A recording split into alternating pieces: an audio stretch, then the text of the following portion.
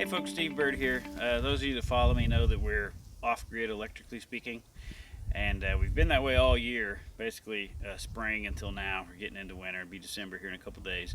So we got everything worked out, everything's working great, so I wanted to give a little video to kind of explain what we have and how it works and what the positives and negatives are for us.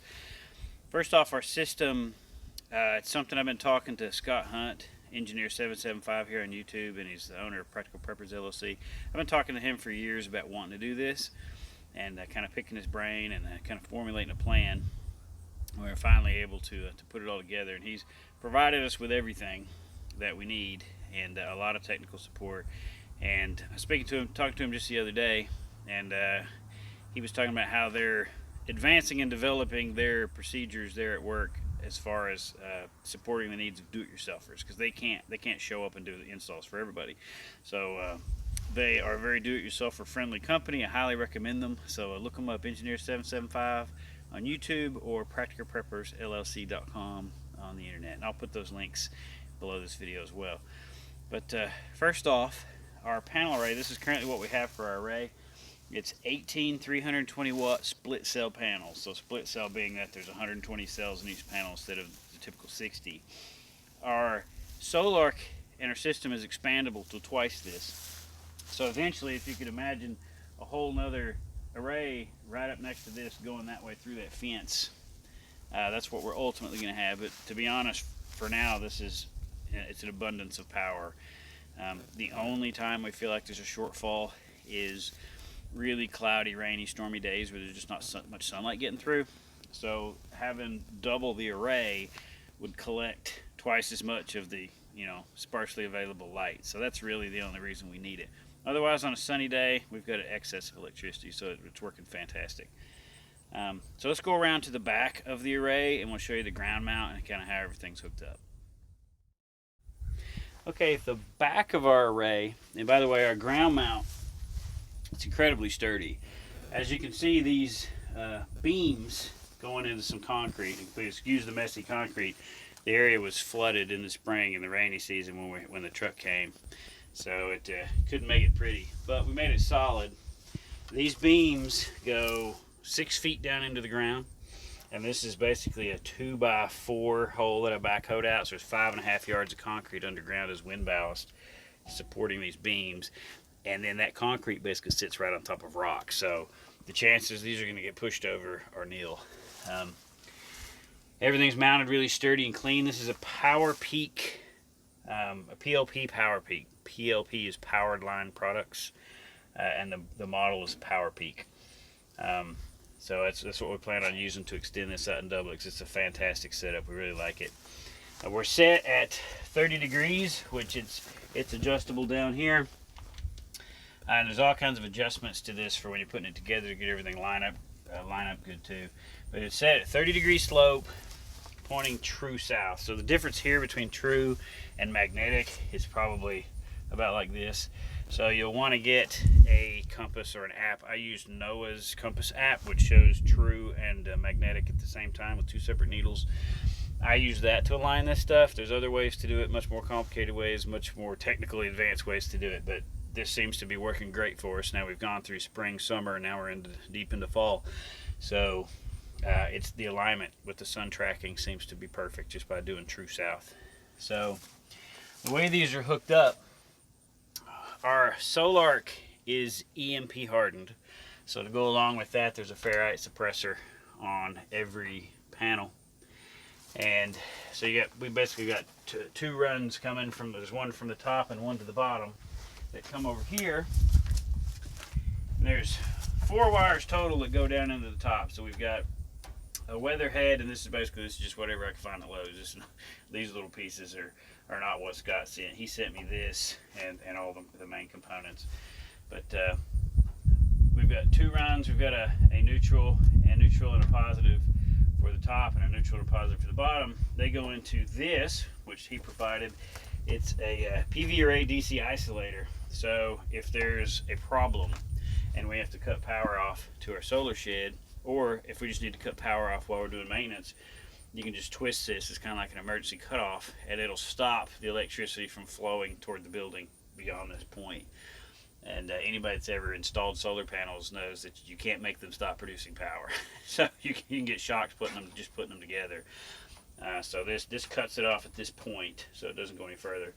And those travel into this box, and in this box is where it meets up with a ground cable that follows everything all the way to the building, and that of course goes into the concrete and is 2 feet underground over to our solar shed.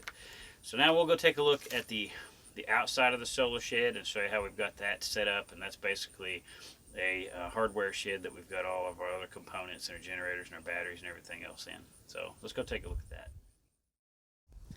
Okay, once the electricity leaves the solar panels and travels underground in our buried conduit, it goes to our solar shed.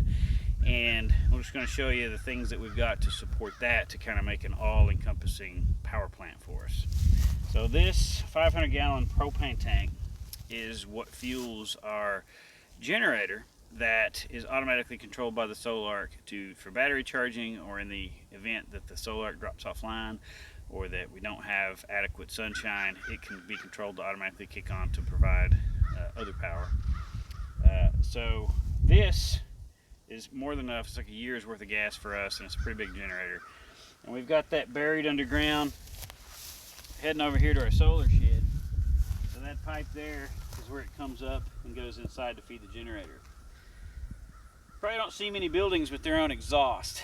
See, our generator is an open unit. It's not an enclosed unit, so it's meant to sit indoors. So that's the exhaust from the engine. This is an exhaust from the radiator. It's a liquid cooled generator, and it's reverse flow. So it pulls air in from behind the generator. It goes through the radiator and blows it out. And this little solar panel charger, that's just a supplemental way to keep the start battery for the generator charged if the Sol-Ark's not online to do it for us. And our power, our PV power that comes in for the solar panels, comes up the buried conduit and enters the building here. So now let's go take a look at the front. So on the front of the solar shed, we've got a intake grate here, and they're not just louvered, but there's a pest screen back there. They're basically commercial HVAC louvered vents that I got off of Amazon. They work great. This is the air intake, so when the generator is running, fresh air flows through here, flows across the radiator, and blows out the other side. Now let's take a look at what's inside. So inside the solar shed, this is the other side of the intake grate for the cooling air for the generator.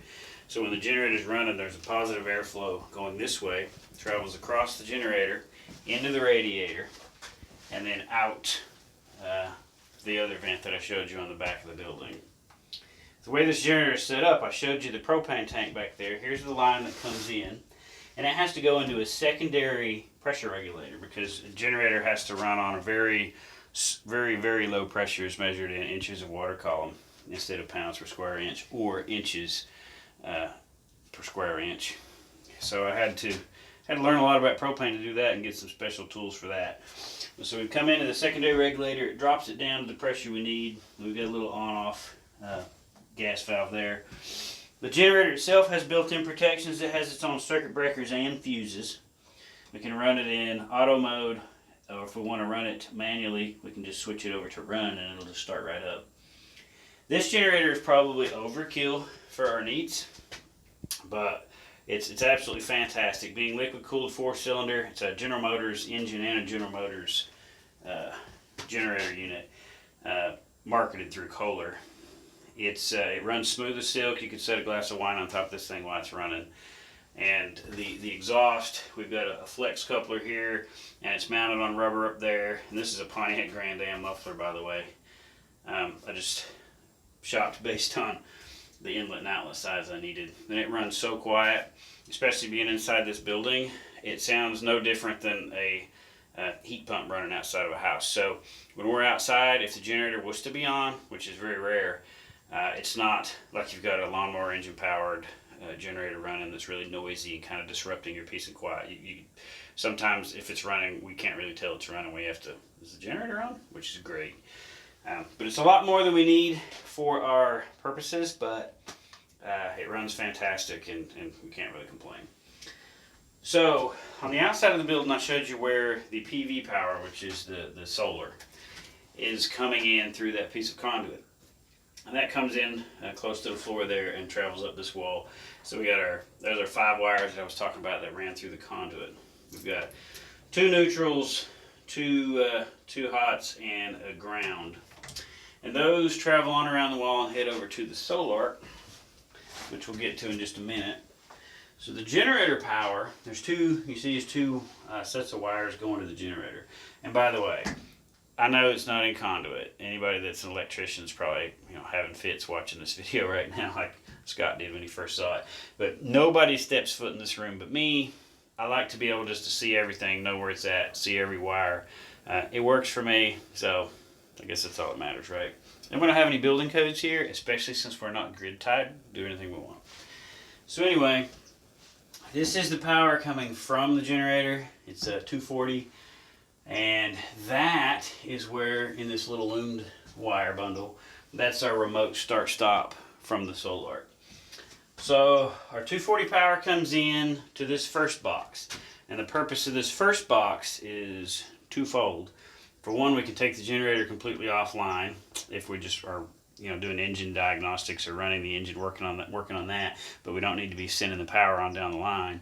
We can just take the generator out of the loop, which we could also do with the breakers down there. So there's like multiple tiers of redundancy with the safety here. Inside this box, there's also 2 100 amp fuses, one for each load line of the 240. So there's extra protections built in there as well. We split the power in here and we come out twice. And the reason we do that, this one heads on over toward the Sol-Ark. This one runs up into this switch box. And this is another one of the components that I got from Scott. This switch box decides essentially what powers the breaker box. And this breaker box is it's the same as any other breaker panel you'd have in your house. So in this, it has 2 inputs. We've got, this one is the power coming from the Sol-Ark. And then this is the remote start wires I pointed out a second ago. And this is the power coming from the generator. They both go in. There's 2 separate places for them to connect. And then the on contactor in there comes out up here. So when the lever is up, which I've got my little crude labels on here, when the lever's up, the Sol-Ark powers the breakers. When the lever's down, the generator alone powers the breakers, and it takes the Sol-Ark out of the loop.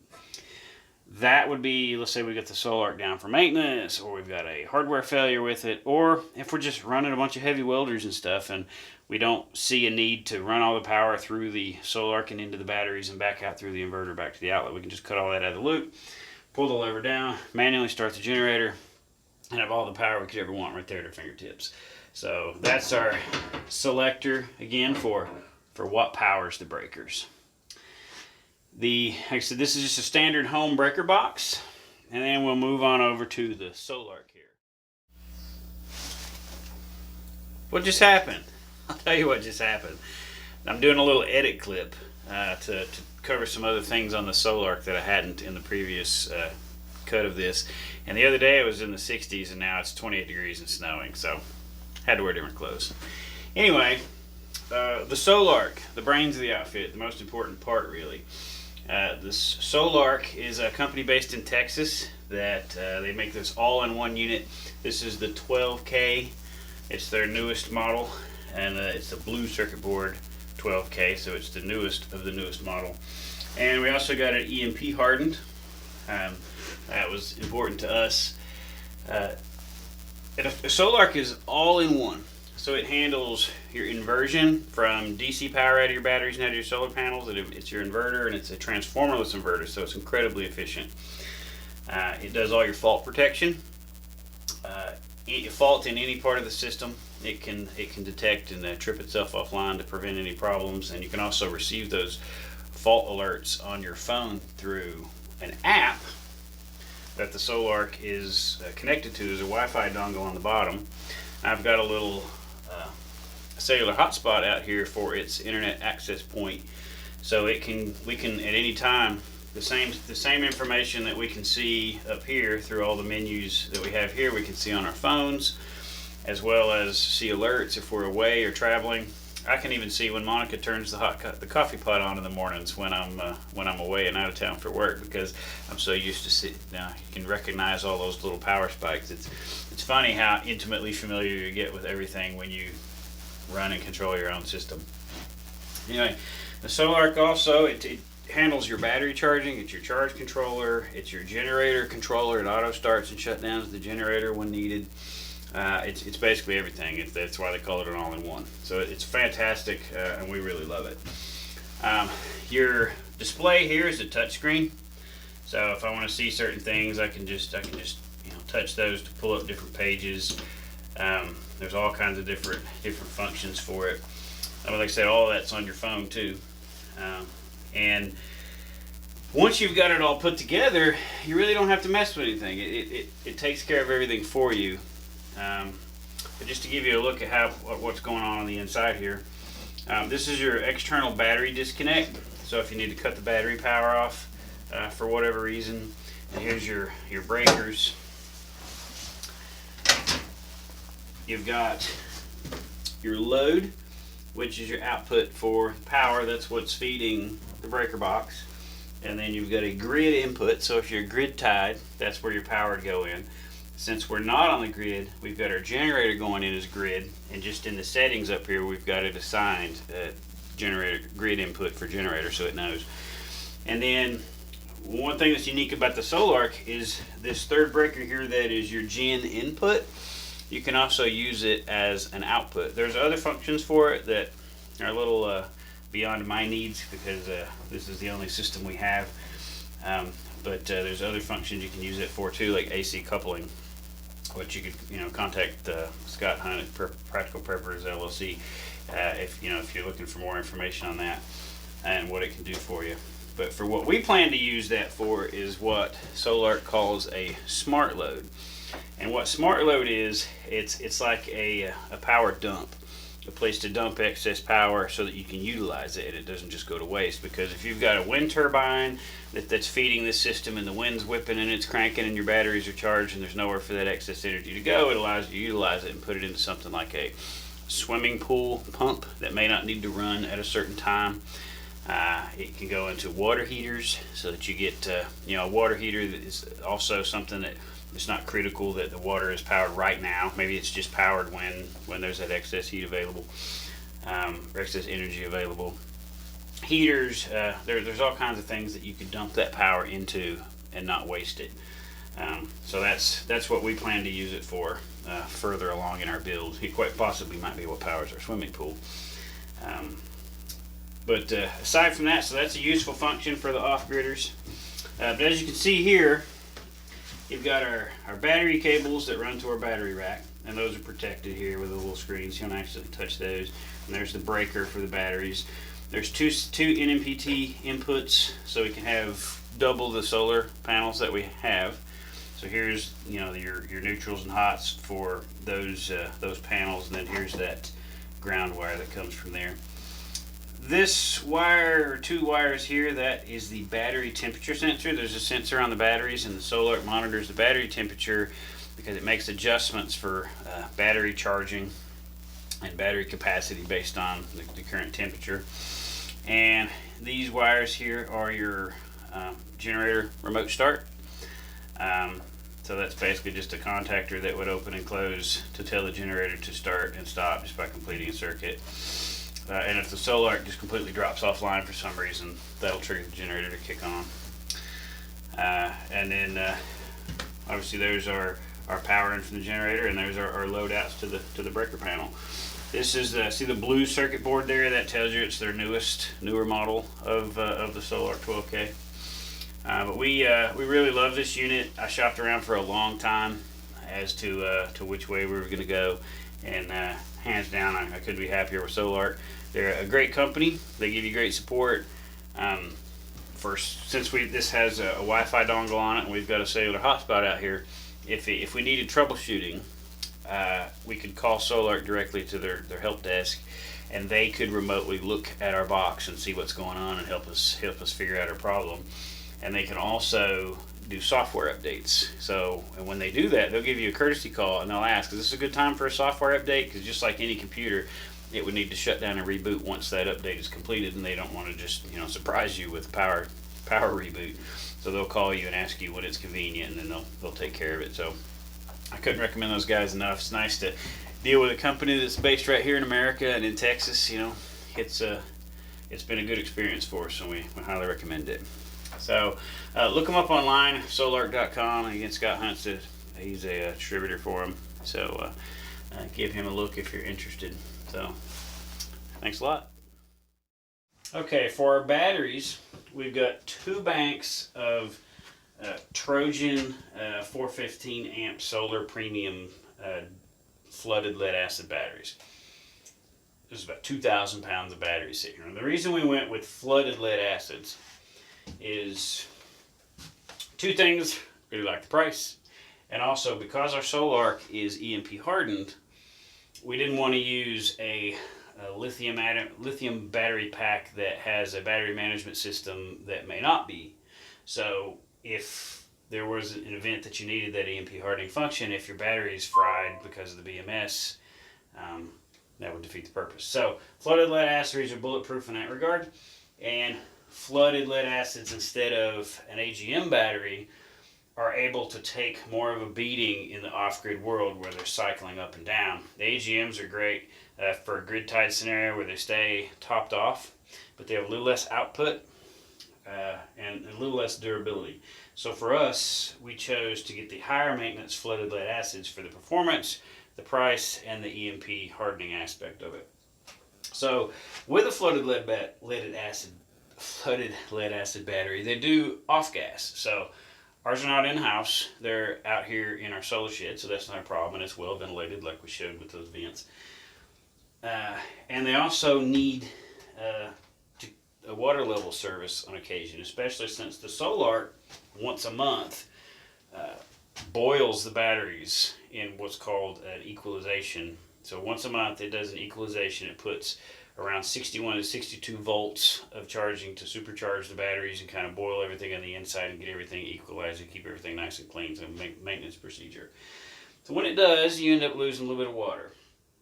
So another thing we got that got added to this package was this watering kit.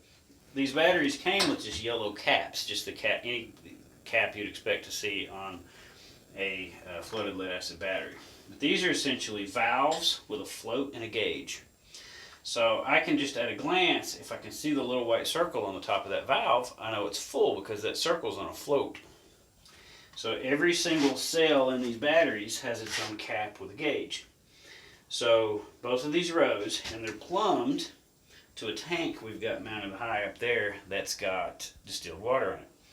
So whenever we need to service our batteries and top off the water after an equalization cycle, we can simply connect the hose, watch the little wheel on the hose spin, and all these little gauges come right back up.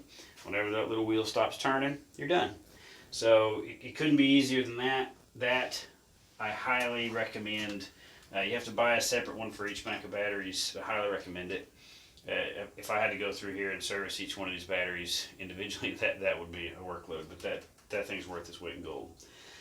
We initially started off with 1 bank of batteries, and that was completely adequate except for stormy evenings. If we had a day where the sun wasn't shining in the evening and we went into a night with batteries that weren't 100%, we would be dangerously close the next morning with just one bank of getting to our generator start number, which is we've got it pre-programmed in the Sol-Ark for 60% batteries. Generator automatically starts, top and back off. So because of that, and wanting to reduce our generator runtime because we can't make our own propane, but we can make our own solar, we decided just to store more sunshine. So we got a second bank of batteries, and now the generator hardly ever runs. We go into the night, fully charged. The next morning we've still got 86 to 90% charge. We can run air conditioners, washer and dryer, water heater, refrigerators, all the same stuff that you would run in a regular on-grid house all day long while the sun's out. and this system is able to keep these batteries topped off at 100% the whole time. And that's just fantastic. It's just free energy right out of the sky. So we're really happy with it. So hope I didn't talk too fast. Hope I didn't miss anything that you wanted to hear. If so, just asking the questions and I'll respond as best I can. Hope you got something out of the video. We highly recommend living off grid if you're willing to put in the work to get it all set up and running. Contact Scott at practicalpreppersllc.com or Engineer775 on YouTube. They're a great outlet for information and actually acquiring all these wonderful products. So thanks again for watching, like and subscribe, and we'll talk to you again soon.